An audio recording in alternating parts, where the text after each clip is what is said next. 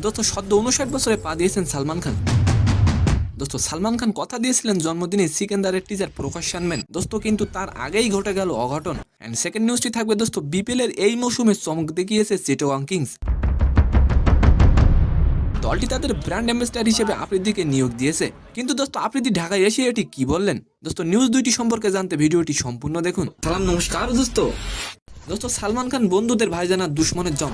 দোস্ত নতুন বছরে ঈদের বক্স অফিস জমাতে তৈরি সালমান খান। দোস্ত সিকেন্দার টিজারে বলিউডের সুলতান ধরা দিলেন অ্যাংরি ইয়াংম্যান হিসেবে, ভক্তদের দিয়ে রাখলেন দুরন্ত অ্যাকশনের আভাস। দোস্ত সালমান খানের নতুন মুভি কি পারবে রেকর্ড করতে, অবশ্যই কমেন্ট করে যাবেন।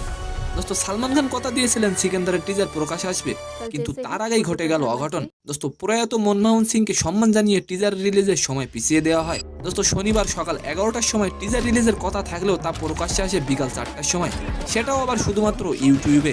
দোস্ত সিকেন্দার সিনেমাটি যে অ্যাকশন সিনেমা হতে যাচ্ছে তার টিজারে স্পষ্ট। দোস্ত 1 মিনিট 41 সেকেন্ডের ভিডিওতে অস্ত্র সাজানো এক মিউজিয়ামে দেখা যাচ্ছে ভাইজানকে। দোস্ত টিজারে দেখা যাচ্ছে চোখের নিমেষে শত্রুদের হাওয়ায় উড়িয়ে দিচ্ছেন ভাইজান। দোস্ত এই সিনেমায় সালমান খানের সাথে দেখা যাবে রাশমিকা মান্দানাকে। দোস্ত সিকেন্দার মুভির ভিলেন হিসেবে দেখা যেতে পারে সত্যরাজকে।